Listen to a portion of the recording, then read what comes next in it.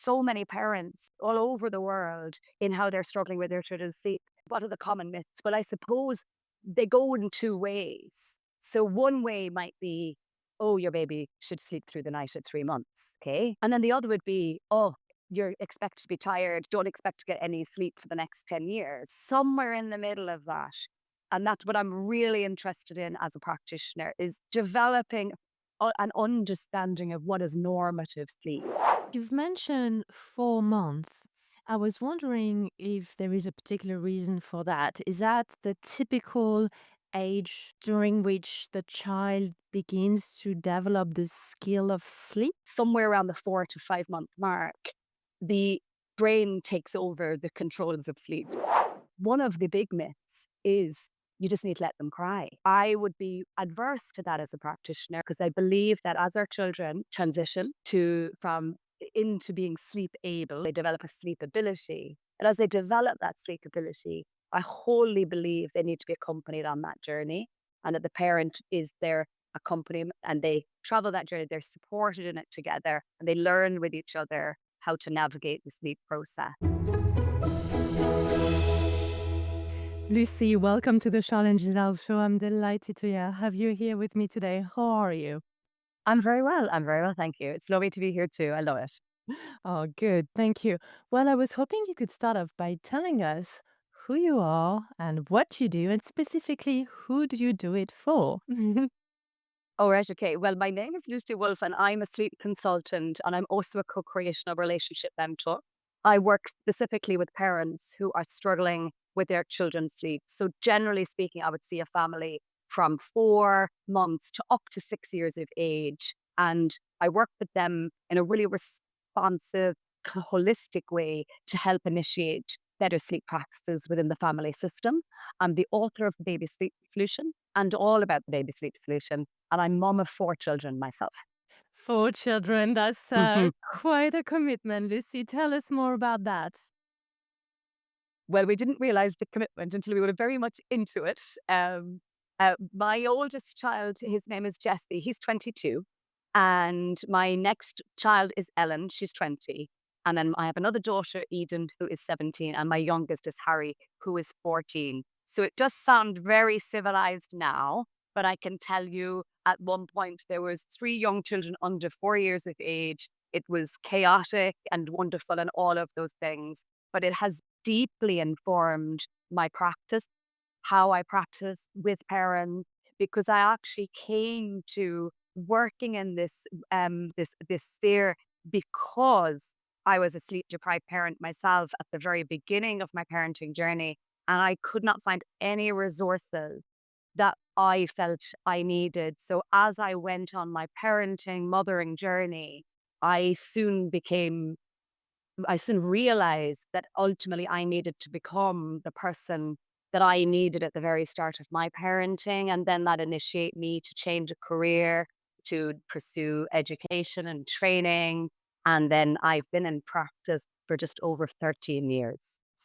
Wonderful. So I would love to hear more, Lucy. Did you encounter sleep challenges with your first baby or your second, your third, your fourth, Yeah. all together? Tell us more. Yeah. So my oldest son, like I say, his name is Jesse. He's now 22. And he was actually at the very start a really good sleeper as they go. As in, he breastfed really well. He slept when I thought he needed to sleep, and he stayed asleep for long periods of time. But actually, as he got older, his sleep deteriorated. And I didn't know that could happen. And I didn't know anything about sleep really. And didn't know anybody else who was mothering at the same time either. And if you think back 22 years ago, the world is not as small as it is now. There was dial up internet at best. There were no forums and there were some books available, but they were very much centered on cry it out or controlled crying as being a way to help your child to sleep. And as an early mom, it just didn't sit well with me. And I just didn't feel that that could be how we would help our son to sleep better. So we slowly, we read loads of books and we found our way. And I just began to help Jesse sleep better by understanding a little bit more about sleep, And that was just like from reading. And when I had my second daughter, there's just 2 years between them. Well, she was a horrible little sleeper from the very start. Mm. So, I was like, "Oh my goodness, they're so different." So it's a real learning for me. And but at that stage, because I had 2 children, I also had mum friends, as they're called now.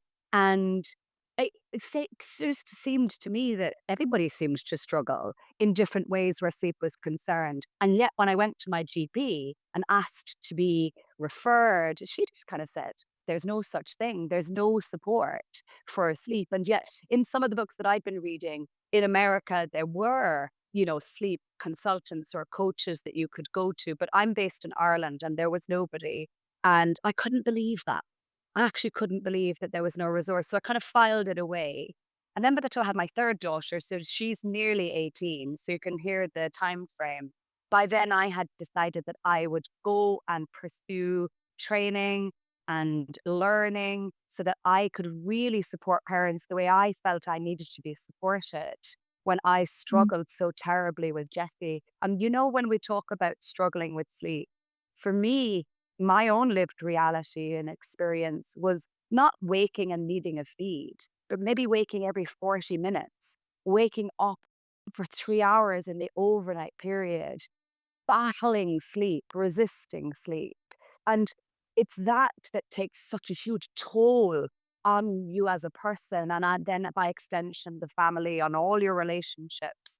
And I think that it is that that really made me decide to pursue a complete change in career, because that is exactly what I support parents in. That's what we're struggling with. We're not talking about typical night wakings or having unrealistic expectations. We're talking about something that's unsustainable and it's having a deep impact on how a person experiences their parenting and, of course, how they experience their child and how the child experiences their mother. So it's deeply important to me that I take that experience and everything I've done in the meantime. And like at the moment, I'm studying for my PhD in exploring a mother's intergenerationally how mothers have experienced their sleep here in Ireland. That's fascinating. And I would love to hear more about your experience working with parents because I know you've worked with thousands of parents worldwide. Tell us more about what are the most common challenges, but perhaps also what are the most common myths around baby sleep that we need to reveal together and look Yeah, I into. know. And I suppose, yes, I have. I've worked with literally thousands of parents. My book's a translation into different languages. My next language is French next year. Oh. Um, and uh, I, I guess when parents come to me, they're normally struggling with certain things, but those certain things are a theme amongst sleepless parents, or we're having a child who doesn't sleep very well. So, very simply, it may be that the child is resisting sleep. And that might mean taking 1 to 3 hours to go to sleep. And that may mean a child crying and being upset and being passed between parents. So, a real stressful experience for a family. Or waking up after 40 minutes of going to sleep, or going to sleep for a couple of hours and then beginning to wake frequently. And generally, when a baby is waking frequently, they tend to need a lot of different supports to get back to sleep. So that could be feeding back to sleep, but it could also be walking around, taking them off in a car, like trying everything to get them back to sleep. And there is a frequency of waking that is very familiar in a sleepless child, but also staying awake for long periods of time is very common, and or waking up 4 or 5 a.m. to start the day, uh, resisting day sleep, taking 30 minutes naps, bursts throughout the course of the day. So those features are very common within a child who struggles with their sleep, or and a parent who is struggling with their child's sleep. But it's not every night. Might be it's a rolling cycle every second night, every third night, or it could be all of those things interchangeably within a week. So it Mm. can be really difficult. And yes, there's so much information out there about sleep now, lots of conflicting information for parents as well. So for me as a practitioner, I use what I describe as being an evidence based, and it's practice informed. You're taking the research and putting it into practice, but also using the experience of managing and witnessing and supporting so many parents in all over the world in how they're struggling with their children's sleep. So then what are the common myths? Well, I suppose they go in two ways. So one way might be, oh, your baby should sleep through the night at 3 months. Okay. And then the other would be, oh, you're expected to be tired, don't expect to get any sleep for the next 10 years. So there's even a conflict in the myths, Charlene, if that makes any sense to It you. does. That, Yes. some parents would have an expectation, well, I heard by 12 weeks my baby should be sleeping. And then other parents feel like, oh my God, this is hell, but it's the way it's supposed to be. It's somewhere in the middle of that. And that's what I'm really interested in as a practitioner is developing an understanding of what is normative sleep and then helping parents understand what helps, what hinders, and pulling that together so that the child themselves, the unique individual child, can do what I describe as being their personal sleep best. So that we're not comparing it to, your child, your friend's child, your sister's child. We're looking at your own child because everything impacts sleep. Like everything your baby is thinking, feeling, seeing, doing, eating, and drinking affects their sleep. Also, everything you're thinking and feeling, seeing, and doing. And for the breastfeeding moms, eating and drinks affects their sleep. And then when we put that net wider, the culture that you're creating with your family affects your child's sleep. The environment that you live in affects your child's sleep. And the culture that we live in affects our children's sleep. So there's so many wide-ranging force factors. So as a practitioner, I try to take that all into account. And I'm really interested in temperament of the child and the parent. And again, trying to have that a holistic approach, whole picture, so that we can begin to understand what can we do. And I suppose one of the big myths is you just need to let them cry. And Yeah. of course, I would be adverse to that as a practitioner. I would describe myself as being a responsive practitioner because I believe that as our children transition to from into being sleep able, because that's a word I use to describe how a child develops their skill.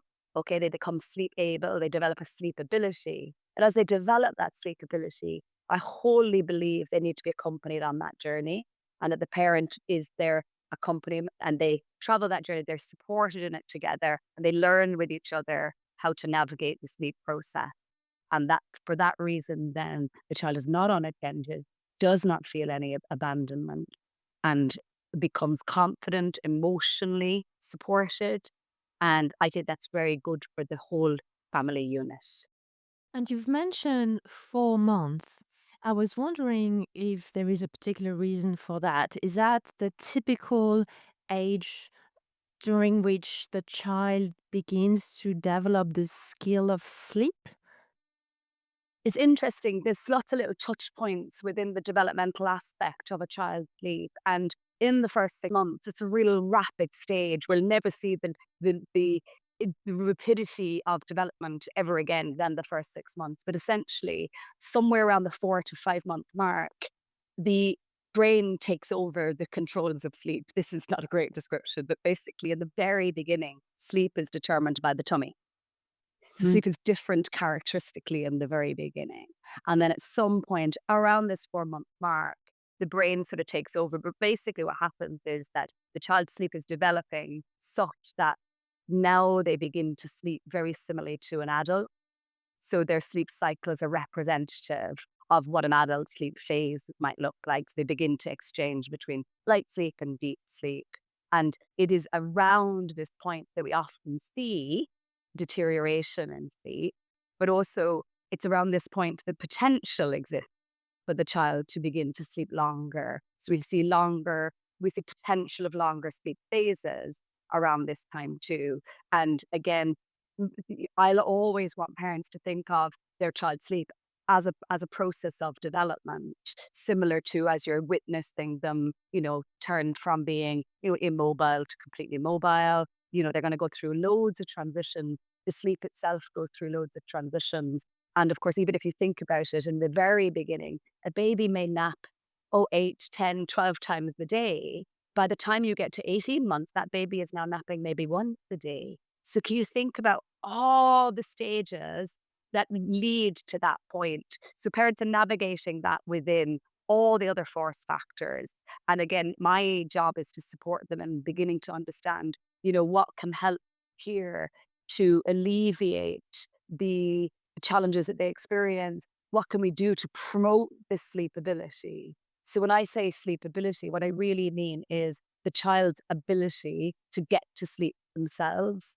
This is one of the biggest indicators for a child to be able to maintain sleep. So if they can, say, develop the skill themselves, so to get to sleep themselves, they then can potentially begin to cycle through some of their sleep phases. So when they exchange through the light sleep and the deep sleep, they can start to do some of that themselves. Whereas a child whose sleep ability is on the lower end of the scale, they need lots of help to transition through those sleep phases. And that's where we see a lot of challenges. Mm. So, what can parents do to help that sleep ability? So I think it's twofold. Firstly, I think understanding that, first of all, does that make any sense to you that as sleep matures, often the way in which we've helped our children get to sleep can sometimes start to be one of the reasons why they're waking. So young babies, like your new baby, comes with a very high need to be held, to be rocked, to suck, and to be very close to the mother specifically. And as their time goes by, one of our tasks is to help them to develop, their own capacity to feel a felt sense of goodness and ableness themselves. And we hand them that baton. And knowing that, first of all, is half of it, because if we don't know that, we'll never begin to make small adjustments and change it. And in those beginning months, I introduced what I call my percentage of wakefulness approach, whereas baby in the beginning is maybe 100% asleep in your arms. And we just slowly help them to be maybe 95% asleep, 5% aware and awake that they're going into their sleep space. And that ratio is pared back incrementally so that maybe over the course of the first 4 or 5 months, we have a 70-30 ratio of ability. And that can sometimes, Charlene, be enough to help that transition through the natural sleep phases when they come up to the surface, if that makes any sense to you. Of course. Okay. So even just knowing that, but the other part of sleepability, because sometimes the words are used around that, like can be independent sleep and self-settling. And then we start to get into decisions. Can a baby self-settle? They need to be co-regulated. They need support to be able to do these things. But one of the biggest undermining influences to most sleep challenges is the internal body clock, so the circadian system. And again, just like the sleep itself, that's maturing in utero, and then it continues that maturation thereafter. But it has a huge influence on our sleep. So you'll be familiar with the circadian system and our biological clock, and our babies have one, and it is so influential in how they experience their sleep and their world. And again, I think if we can understand that and begin to help regulate it. So, for example, at some point in the first couple of weeks, maybe 6 or 8 weeks on, having a regular wake time, very similar to the way when we are adults and we're looking to improve our sleep, we look at touch points, we look at regularity as being an important part of our sleep experience. The same is true for a young child. And so, having that regular wake time, using light to help regulate the body clock, exposing baby to bright and natural light first thing, helps to set the sleep counter, starting the day with a feed, helps then the feeding rhythm and the sleep rhythm to begin to sort of interplay together. And I call it living harmoniously together. So instead of fighting with each other, they begin to live and the baby's body can be relaxed. When the young baby's body becomes overtired, it has a chemical reaction. That's cortisol and adrenaline to the system that creates that fight and flight response. That's what causes the resistance to sleep. So Mm. even if we begin to learn the language of sleep, so have these touch points, have a regular start time, use the light and the dark to help initiate both alert and sleep respectively, but also getting to know your baby individually. What do they do when they start to get tired? So that, I believe, is one of the most important things to begin to understand. So that, for me, when I ask a rum, they give me symptoms, but they often give me the symptoms that are overtired. So they might say, Right. oh, they start to get whingy, they start to cry, they start to pull on their ear, they start to rub their eyes intensely. Those symptoms are indicative of overtiredness, and there's that cortisol secretion. So if we can get to the baby when we see brief eye rubs, brief yawns, or moments of quiet, then sometimes we're going to get there before the overtiredness comes into play. And then we have a baby who is sleep ready, hormonally, chemically, and then we can help them get to sleep with greater ease and stay asleep longer as well. So they're just small things. That's not difficult. Does that make any sense to you? Or at least it Well, shouldn't feel too difficult. I love that you mentioned those points because as you're speaking, I'm also thinking about the journeys that my clients are on as grown adults who are super anxious and exhausted and often on the brink of burnout. And they themselves don't have their circadian clock well regulated. In other words, they will start the day from waking up to going into a dark room where they have their laptop and then blue light of the phone, no sun exposure would stay in their condo or their apartment or their indoor offices, and then have all the blue artificial light at night through screens and TVs, etc.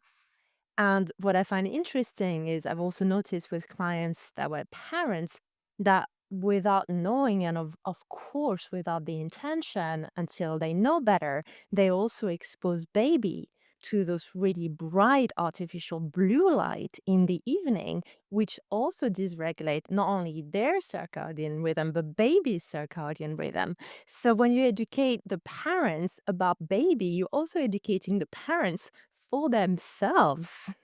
Completely. And you see, the thing is, when a baby is not sleeping, the parent is the person who's affected. Obviously, children who are struggling with their sleep, they often have mood and appetite issues, as in they might be, whingy and fussy and moany.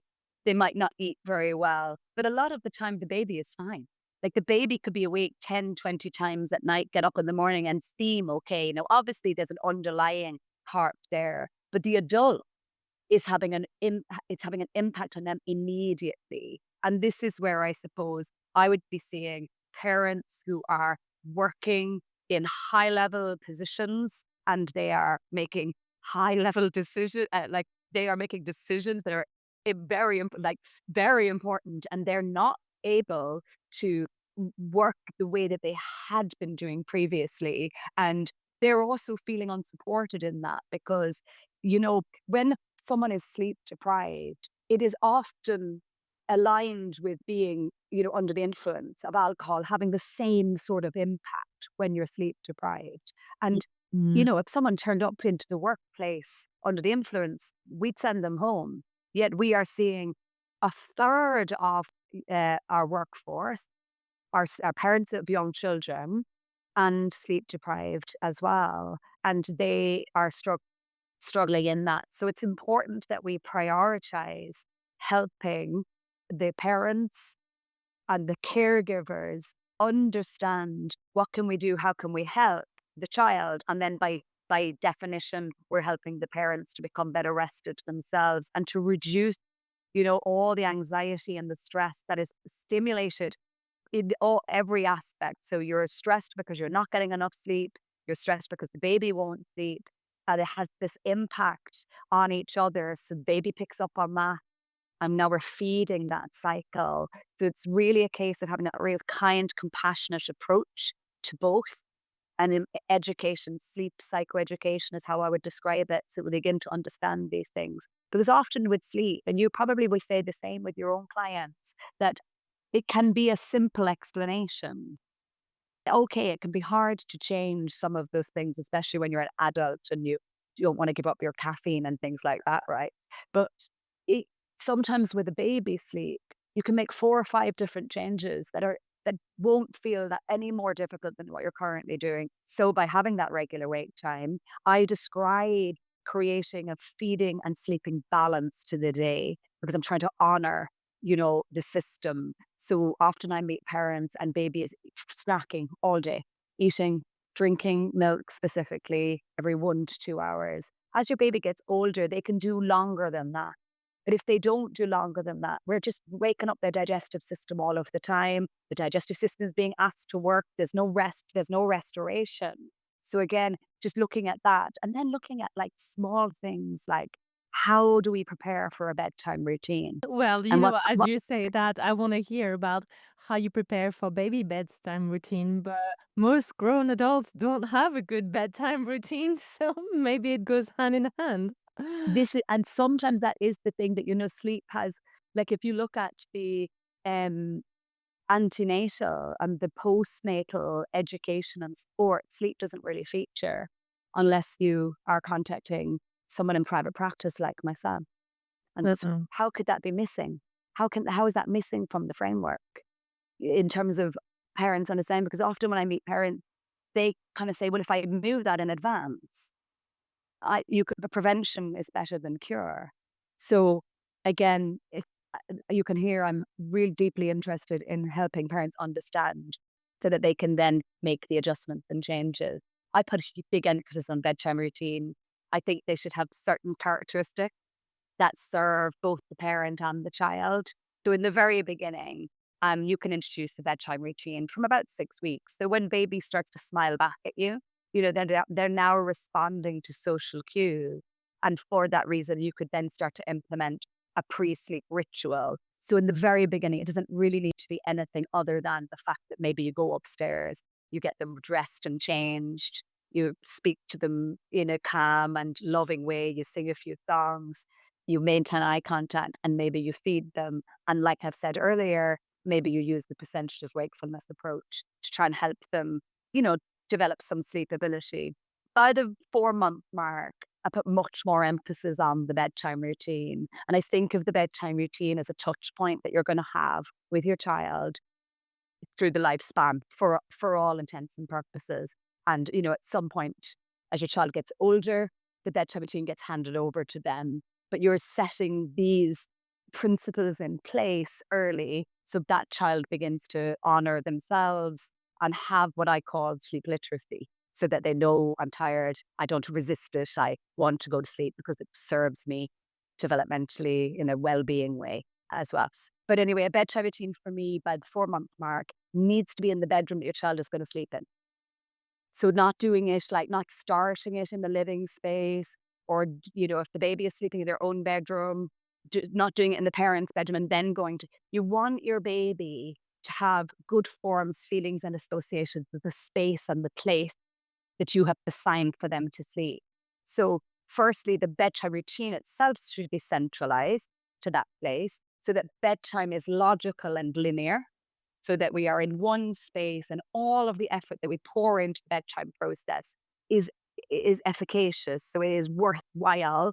And then you're not breaking the spell by changing locations. But also, even before we get to bedtime, just spending time in the bedroom with the child throughout the course of the day again helps to underpin those forms and feelings and associations so that your child can have a good relationship with their space. Okay. But then just going back to the bedtime routine, it'll come as no surprise that I recommend that it should be low lighting, like dim lighting. But again, I think there's lots of different types of lighting. So let's explore that. So like today, this is big light.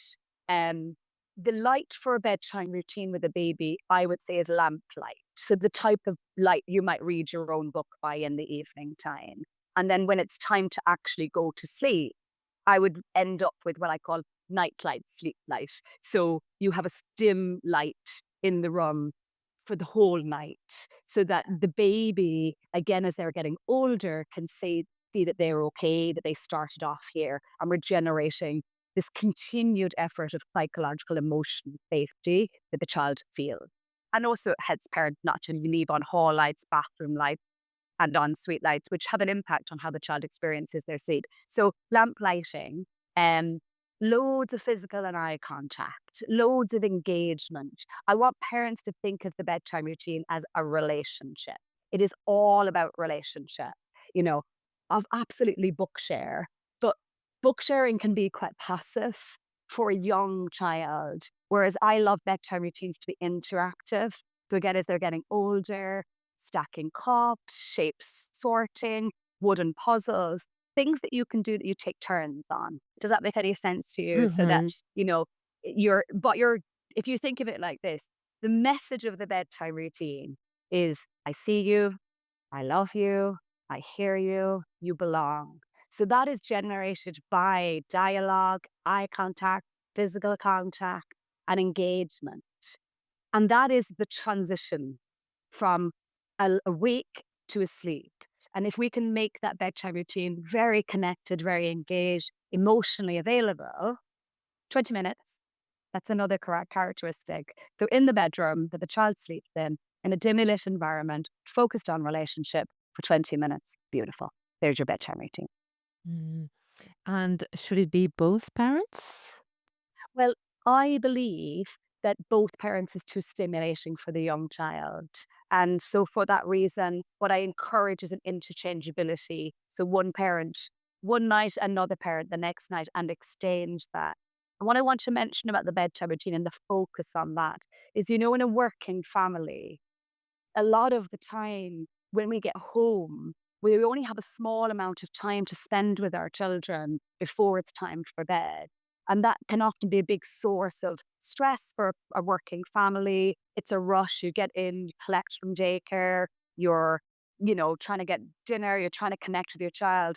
And this piece here, this cornerstone, is a lovely way to help, you know, spend the end part of the day together to help us, feel, connected with our children when we're operating our parenting within a really busy backdrop of life, working life, careers, etc.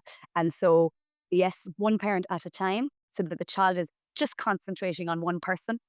But definitely, I like the idea if there's two parents, I like to exchange it between them so we have an interchangeability. And that's helpful then if one parent's not home every evening, that one parent can just manage it themselves. You'll notice I didn't mention a bath. I know, I was waiting for it. I know. I just don't necessarily feel it's a prerequisite. I understand, and obviously I'm sure people do, that, heat and sleep are interrelated, as in, the premise of the bath is that it, rises up body temperature, then it drops down, and that can help going to sleep. I guess the reason I don't integrate it into a bedtime routine is I think it's a big undertaking, especially when a working family is under pressure in the evening time. I think it can sometimes be too stimulating. I think if the body temperature has been risen, lots of different babies and bodies take longer to drop that body temperature down. Whereas if we get to sleep, if we approach sleep before a child is overtired, the body is naturally doing these things. The body temperature is dropping, the cocktails of hormones, the melatonin is coming up. So I rely on that almost more than the bath. Obviously, if a parent wants to do a bath, absolutely. But a bath and the bedtime routine, they're two separate things almost. So sometimes a parent is doing a bath and a bedtime routine, and the sum total is maybe 20 minutes, but that's not long enough then because the bath itself isn't included, let's say, in what I would say, let's do 20 minutes. So just to be mindful of that. That's really interesting you say that to me because I have a lot of clients that consider the bath being the bedtime routine in many ways. Yeah, and that's what I say. And look, obviously, if things are working for a family, don't change things.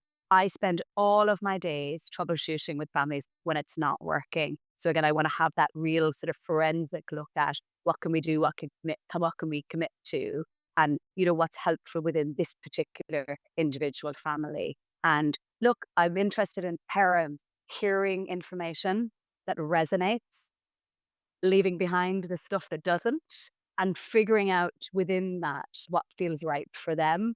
And like, I don't hugely talk about relying on your instincts, but and the reason behind that is that sometimes when you're in early parenting, you don't feel like you have any instincts. You feel like, it's not coming naturally, or it's not, you're frazzled. And for that reason, you don't think your thinking isn't as, clear as it maybe can be. So sometimes we say, okay, just here's some information. And if that seems like it feels realistic and, you know, doable, take that. And then you'll begin to feel, okay, this feels right.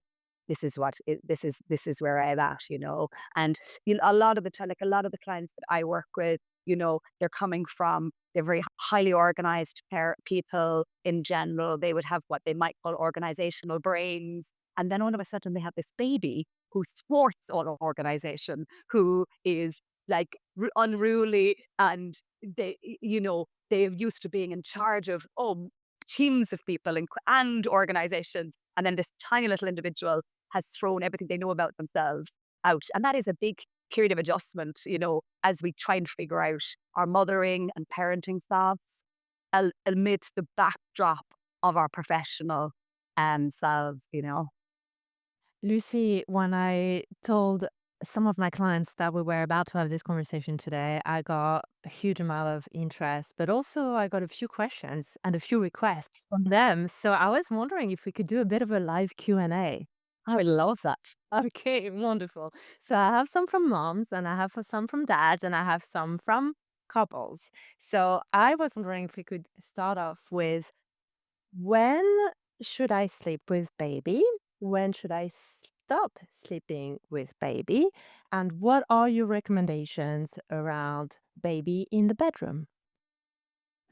Well, that's great. Thank you so much, because I think sometimes real questions really can integrate everything that I like to talk about. So, mm, where I'm located in Ireland, bed sharing or co-sleeping, so sharing the bed with a child, isn't included in the health agenda, Mm, which is it absolutely needs to be looked at, because we know that sharing the bed is a very natural and historic way of parenting our children, sleep parenting our children.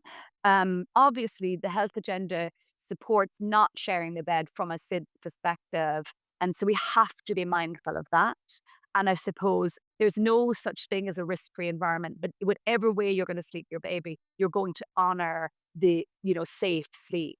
So whether that is solitary sleep in a, co-sleeper or Moses basket and ultimately a cot, or whether that is a bit of both and sharing the bed, that we do that in a safe way. And you can look at those guidelines around that. And once you're making an informed decision, then there's no timeline on anything. Does that make any sense to you? So a parent can share their bed and co-sleep with a child for as long as they want to.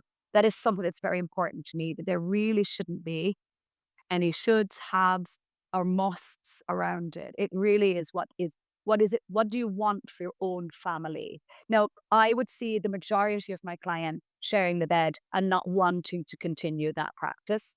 Okay. So they don't want to share the bed. It's not something they want to commit to long term, and that they ultimately feel that in the party would sleep better in their own spaces. Does that make any sense to of you? So course. I would spend a lot of my time initiating cot sleep. And then the big decision around that is, where do you want the cot to be? Is that in the parents' bedroom? Or again, is it in their own bedroom? Going back to that health agenda, we like to see babies in the same room as the parent for at least the first 6 months. And then after that, and again, it's an individual decision. As a practitioner, I would see children tending to sleep better in their own space beyond that age range, because cognitively they're more aware, and that we get to a stage where we wake them and they wake up. But again, I would just return to saying it's whatever feels right for the family itself and what you're hoping for. Well, that's bringing me very nicely to the next question, which was from a dad.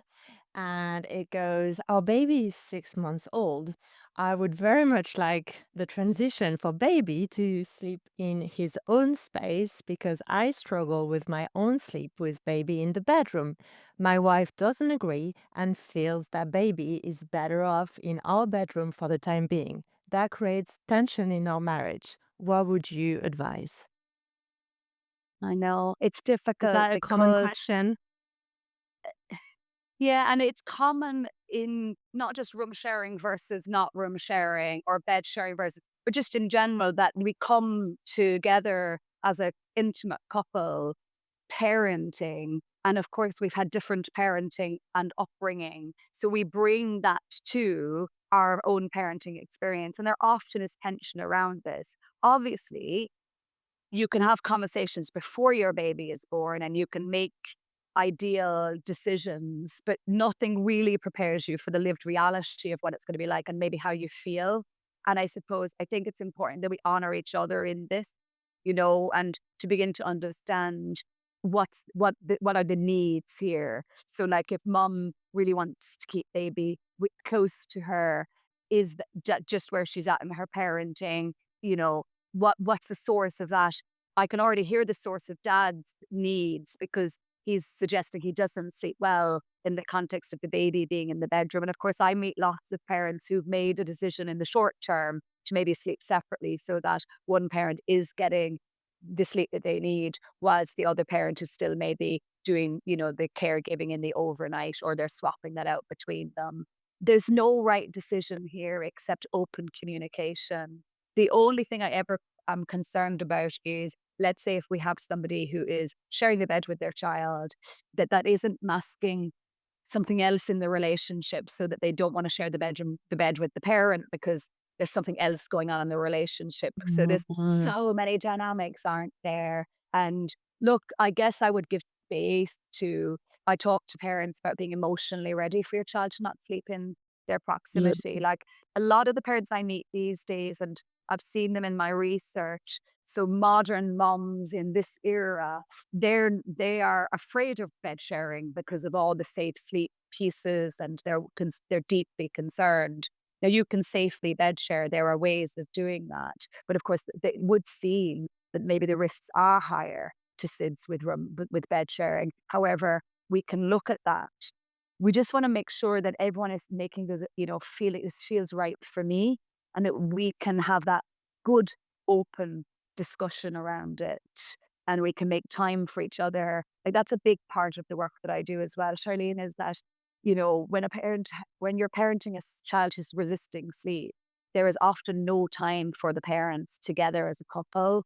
And the relationship, like, I mean, I was involved in a survey earlier this year where, like, 72% of parents suggested that, their relationship was deeply changed because they didn't get, any downtime, they didn't get any connection time.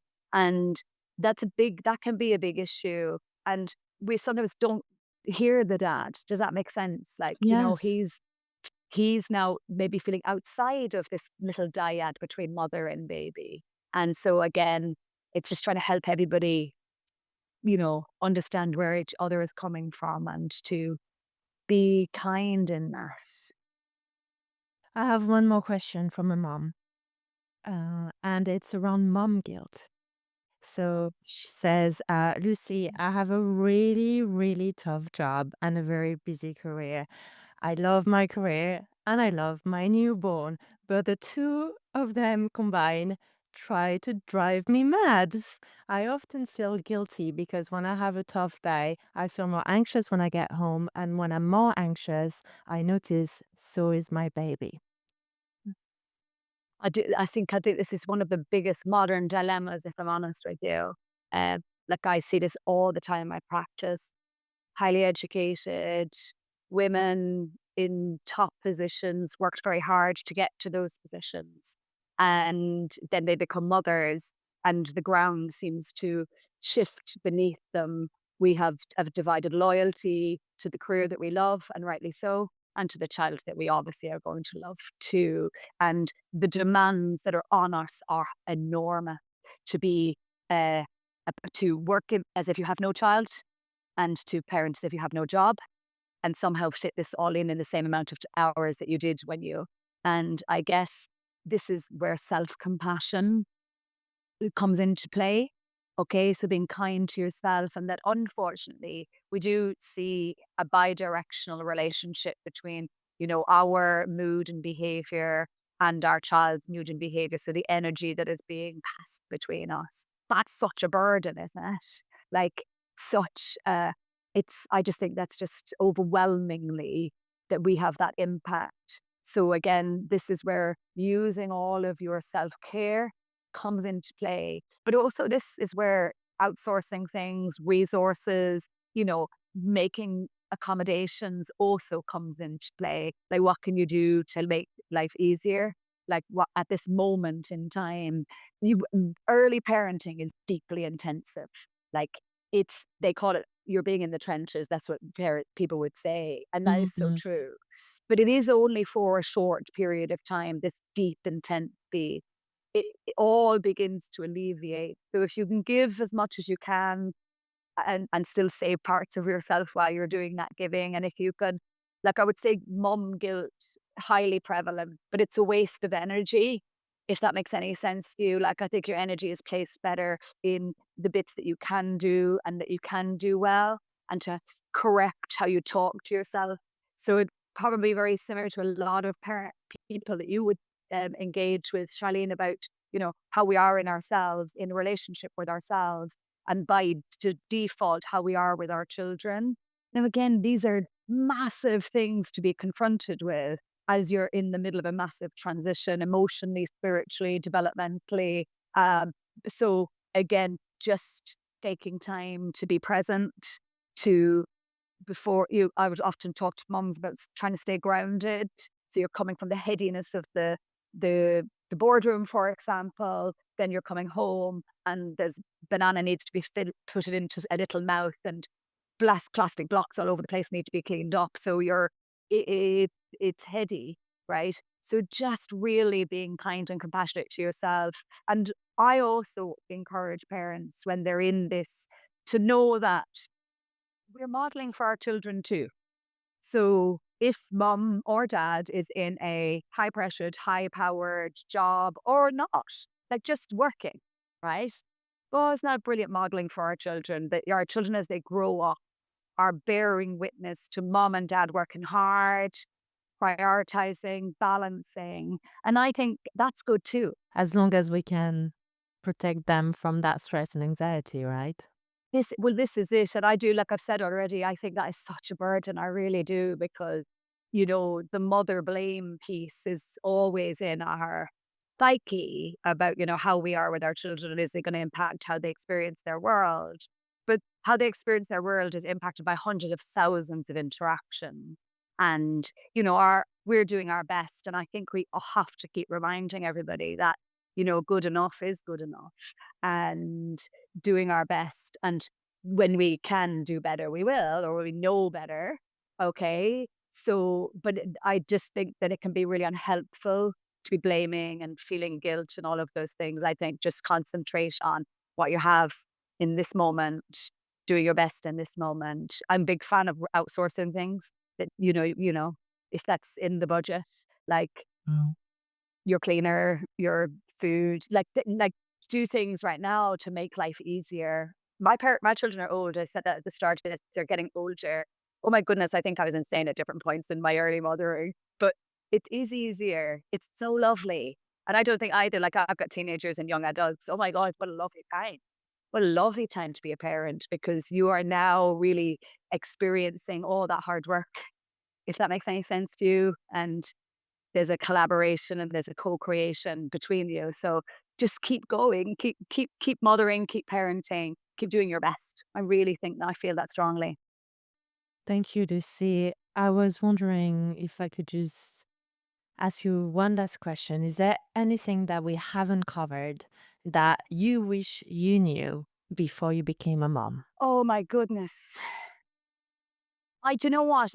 Just as you say that to me, like I hadn't thought, but I think if I knew it was going to get better, I think if I knew it wasn't going to be as difficult, I think if I knew that we wouldn't be always be so intensely needed, and that need, like I do remember being at something and the keynote speaker said that she was a parent of young children and she felt that she was being lived. And I really thought, oh, that really resonates with me. That's how I feel I'm being lived, because when you're in early parenting, you are responsible for all these different needs, and you spend a lot of time putting out fires all over the place. Um, but I didn't know that was going to change. Like I never thought that, you know, we would go into a restaurant where you wouldn't have to keep correcting and stopping and managing. And I didn't think we'd ever go on a holiday where you wouldn't have to sit in a baby pool with your legs inside in the pool forever, in the baby pool forever, or that you'd never relax and read a book ever again on holidays. But actually, it does get better. It does get easier and it changes. Of course that it does. And maybe people already know this, but I just don't think in that my naivety, I did think it was going to change. I didn't think the sleeplessness or didn't think we'd ever feel rested again. And we did, and we do. And I think if that's something that would help one person today to know that this is temporary, it's a season, and if you're finding it really difficult, there are so many better seasons to come. There really are. Thank you, Lucy. This was a beautiful episode, and I can't wait to share your two books and resources with all moms and dads and families out there. And I'm really grateful for all your insights today. Thank you. Oh, thank you so much. Thank you. Thanks for listening in. I have a quick question for you now. What do you want to hear from me for our new latest episodes? Just give me a quick comment and let me know what you would like to hear about. Which topic are you passionate about? Which topic do you feel we haven't covered yet and you really want us to cover? Please let me know. This show is for you, and I want to know what you want to listen to. I can't wait to hear your feedback. Thank you.